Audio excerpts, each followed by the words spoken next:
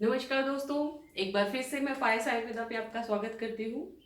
कल मैं एक वीडियो देख रही थी जिसमें ये दिखाया गया था जैसे अभी लॉकडाउन है तो क्यों कोई मेडिसिन्स नहीं मिल रही और कई बार डॉक्टर से नहीं मिलने जा सकते हम लोग, है ना। तो जो ज़्यादा प्रॉब्लम आ रही है वो डायबिटीज़ या ऐसी क्रॉनिक एलिमेंट्स हैं, उन लोगों को आ रही है। तो मुझे लगा कि हम लोग कुछ मैनेज कर सकते हैं उसमें। तो थोड़ी-सी मैं प्रिकॉशंस बता रही हूँ और थोड़ा-सा ये बताने की कोशिश कर रही हूँ कि आप किस-किस लेवल पे जाके आप खुद को हेल्प कर सकते हैं। जो भी चीज़ें हमारे पास घर में अवेलेबल होती हैं, उन्हीं से आप लोग कैसे अपनी डायबिटीज़ और ब्लड शुगर लेवल्स जो हैं, उनको एक नियमित जो हमारा कंट्रोल्ड लेवल्स हैं ब्लड शुगर के, उसमें कैसे रख सकते हैं। तो यहाँ पे मैं शुरू कर रही हूँ वो, क्योंकि जब तक आपको पता ना हो, मुझे नहीं पता कितने लोगों को ये समझ है कि हमें शुगर होती कैसे है। अगर समझना चाहेंगे तो मैं दोबारा से एक उसका वीडियो ले लूँगी कि कहाँ से ये शुरुआत होती है, कैसे हमारे बाकी सारे फैक्टर्स इसको इफ़ेक्ट करते हैं। तो यहाँ पे शुरुआत ही जो होती है कि ये हमारी जीभ है, उस पे जो हम लोग खाना खाते हैं, ये स्टमक है, स्टमक में जाके एसिमिलेट होता है या लिवर से जूसेस आते हैं, ये हमारा जो पैनक्रियाज़ है। पेनक्रियाज सिक्रेट करता है जो हमारा इंसुलिन, जो बॉडी में ब्लड शुगर लेवल्स हैं उनको कंट्रोल करने की हेल्प करता है। और जब यहाँ से इंसुलिन नहीं सिक्रेट हो पाती प्रॉपरली, तो वो ब्लड में उसकी मात्रा बढ़ जाती है। जो हम लोग जो टेस्ट करते हैं उसमें वो मात्रा हमारे फिर ब्लड में अपेरेंट होनी शुरू हो जाती है, मीन्स प्रेजेंस दिखानी शुरू कर देती है। और इससे धीरे धीरे क्या होता है, हमारा पूरा बॉडी का मेटाबॉलिज्म जो स्लो होना शुरू हो जाता है। स्लो होता है तो उससे बाकी और सारी बहुत सारी प्रॉब्लम्स होनी शुरू हो जाती हैं। तो अ, मेरा दिल तो कर रहा है मैं आप लोगों को बताऊं कि हमें कैसे हम लोग खुद को कंट्रोल कर सकते हैं, क्योंकि ये एक दिन का प्रोसीजर नहीं है कि हम लोग आज हमने मीठा खाना शुरू हुआ और हमें 4 दिन बाद शुगर हो गई, नहीं। It takes time. जहाँ पे ये हम लोग टाइप 2 डायबिटीज जो कह देते हैं, वो होता है कि हमने डेवलप करी अपनी बॉडी में। और जो टाइप 1 होती है कि वो हेरिडिटी फैक्टर होते हैं, वो बचपन से ही होती है। तो हेरिडिटरी फैक्टर्स हमारे जीन्स में ट्रांसफर हो जाते हैं हमारे बच्चों को।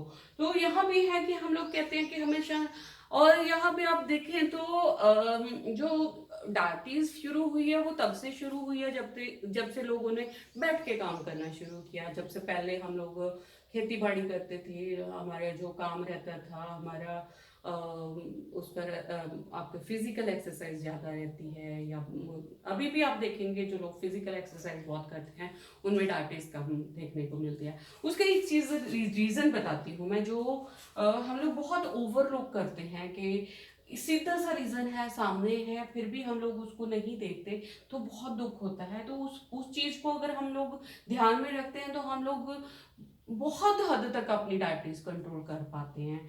तो सबसे पहले तो ये देखो देखो ये या अब पेनक्रियास जो है, जब हम लोग बैठते हैं तो ऐसे बैठते हैं जब हम लोग, तो हमने हर चीज में कंफर्ट लेवल ले लिया है। पहले खाना बैठ के नीचे खाते थे तो उस टाइम हमारी बॉडी पे प्रेशर, पेट पे प्रेशर पड़ा रहता था, तो हमें पता रहता था कि हमने कितना खाना खाना है। और वन पार्ट और ऑटोमेटिक ही हमारा खाली छूट जाता था, क्योंकि पेट भरा हुआ महसूस होता है आपको। तो यहाँ पे क्या है कि आपने खाना खाया, अभी लोग ध्यान से नहीं खाना खाते, टीवी चल रहा है, तो सबसे ज्यादा तो जिस चीज ने जो डिस्टर्ब किया है, क्योंकि खाना यहाँ से जाता है, मुंह में डालते हैं, हमारी जीभ जो है वो च्यू कर, हमारी जीभ उसको पलटाती है, थूक हमारे मुंह में जनरेट होता है, वो ब्रेन को हम इंस्टिगेट करते हैं, तब हमारी जो है बक्कल कैविटी उसको सिक्रीट करती है, फिर उसको च्यूइंग होती है, तो वो आगे बोलस बन के हमारे स्टमक में पहुंचता है। तो यहाँ पे प्रॉब्लम जो अभी जो ज्यादा लोग क्यों डायबिटिक हो रहे हैं, हालांकि मेरी हर वीडियो में आप देखोगे कि मैंने वहां से शुरुआत से बताया हुआ कि कैसे प्रॉब्लम होती है, कैसे हमारी यहाँ से फर्स्ट लेवल से हम लोग शुरू करते हैं। तो यहाँ पे भी आप देखोगे जब हमारी जो बॉडी में जो सिक्रीशंस होती हैं, जो बॉडी में हमारी ब्रेन का जब उसमें पार्टिसिपेशन नहीं रहता, ब्रेन को नहीं पता हम लोग कितना खाना खा रहे हैं कितना नहीं खा रहे, तो वो जो सिक्रीशंस भी होती हैं वो भी उससे मैच नहीं करती कि मुझे कितना खाना खाना चाहिए और कितना नहीं खाना चाहिए। उससे जब मैच नहीं होती तो वो अनकंट्रोल्ड होनी शुरू हो जाती है। तो यही से शुरुआत होती है दिमाग और हमारे खाने में, जब कोऑर्डिनेशन नहीं होता और उसको नहीं पता मुझे किस किस चीज़ को असिमिलेट करना है, तो यहाँ पे जूसेस की कमी और डिस्टर्ब्ड असिमिलेशन उसको बोलते हैं हम लोग को, कि नहीं पता तो अपने हिसाब से सारी चीज़ें आउट ऑफ कंट्रोल होनी शुरू हो जाती हैं। तो जो लोग बहुत कई बार मिर्ची वगैरह का सेवन करते हैं उनमें भी ये ज़्यादा चीज़ें हैं, जो स्पाइसी फूड लेते हैं उनमें ये चीज़ होती है, तो वो मैं बताऊँगी कि कैसे बढ़ती जाती है। तो यहाँ से ये हमने खाना खाया, खाना यहाँ पे स्टमक में चला गया, स्टमक यहाँ पे जाके इसकी पाचन होता है। जो खाना जैसे ही हम खाना खाते हैं उसको छोटा छोटा तोड़ना होता है, क्योंकि ऐसे ही तो डाइजेस्ट नहीं होगा, तो छोटा छोटा यहाँ पे होता है, क्योंकि यहाँ पे एसिड होता है तो एसिड उसको बर्न कर देता है। तो बर्न होने के बाद इसमें यहाँ से लिवर से जूसेस आते हैं। यहाँ पे आप देखोगे कि स्टमक के पीछे को आप देखोगे डॉटेड लाइन में मैंने बनाया है, ये पैनक्रियाज है, जहाँ से इंसुलिन और बाकी जितने भी हमारे पैनक्रियाटिक जूसेस यहाँ से रिलीज होते हैं। तो होता क्या है कि जब हम पेट भर लेते हैं, जब जरूरत से ज्यादा खाना खा लेते हैं, तो यहाँ पे स्पेस नहीं बचती।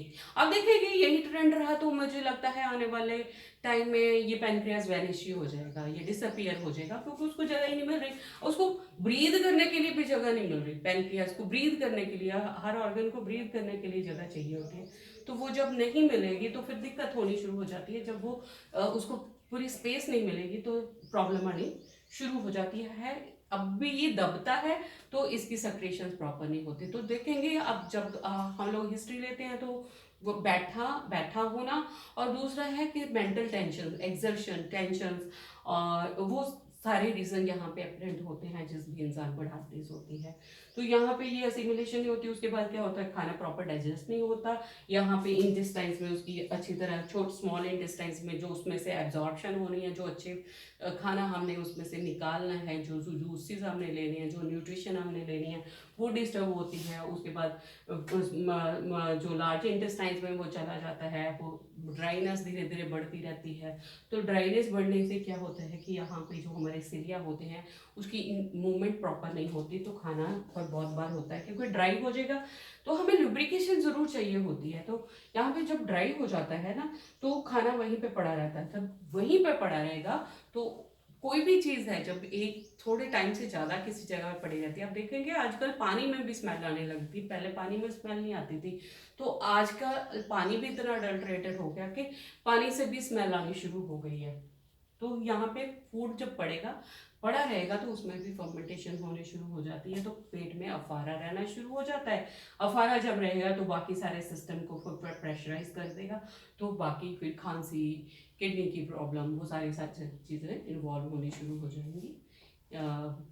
इंटरेस्टेड लोग जो भी होंगे वो मेरा न्यूरोपैथी का मेरे 3 एपिसोड्स हैं, उसमें ABC से समझाया, वो उसको देख सकते हैं।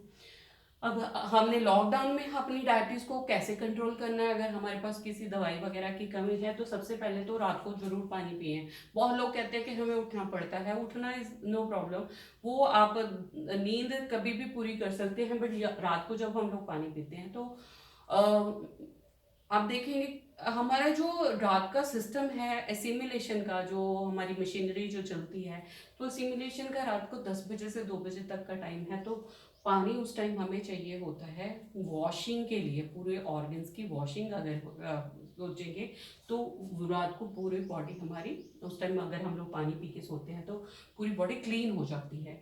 और रात को जो पानी पीते हैं उसके साथ अगर हम मोटी मोटी सी पीस के अजवाइन, सौंफ, छोटी हरड़ और जीरा, सारी चीज़ें बराबर ले लो आप, और जीरा और सौंफ आपने भून के डालना है, बाकी सारी चीजें ऐसे ही डाल सकते हैं। तो इसका एक पाउडर सा बना के रख लो, उसको रफेज रखना है, रफ रखना है, ताकि हमारे जैसे हम लोग झाड़ू मारते हैं ना, ऐसे ही हमारे ऊपर से लेके नीचे तक ऑर्गन्स में कहीं चिकनाई नहीं रहे। तो ये जो चीजें हैं वो आपके बॉडी में कहीं चिकनाई नहीं रहेंगी, सारी जगह क्लीन करती हैं। तो इसको चबा के जब हम लोग खाते हैं तो उसके साथ जब थूक अंदर जाता है, वही थूक है आयुर्वेद में बेसिक है जो हर चीज़ को ट्रीट करने के लिए।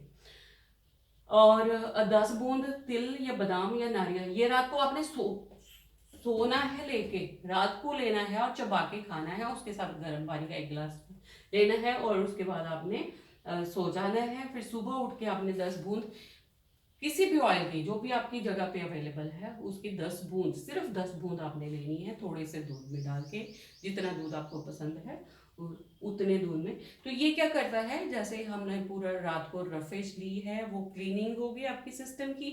ये जो 10 बूंद आप लेते हैं, ये ऊपर से नीचे तक आपके स्टमक को पूरा लुब्रिकेट करता है। ये जो सिलिया जम जाते हैं यहाँ पे, जो ड्राई हो जाते हैं, डेड हो जाते हैं, वो रिवाइव होना शुरू हो जाते हैं। इसलिए हमें किसी ना किसी ऑयल की ज़रूरत है।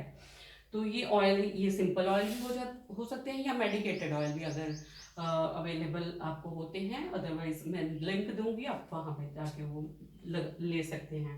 और खाना हमेशा चबा के खाएं। अगर आप डायबिटिक हैं तो खाने में थोड़ा सा टाइम जरूर लगाएं और चबा चबा के खाना खाएं, सो दैट जितना आप थूक आपकी बॉडी जनरेट करेगी, उतने चांसेस हैं आपके पेनक्रियाज के रिवाइवल के। और एक ताड़ आसन मैं हमेशा बताती हूँ कि ताड़ आसन जरूर करें, लेट के भी करें और खड़े होके भी करें। जो लोग नहीं भी उठ सकते वो बैठे बैठे भी करें।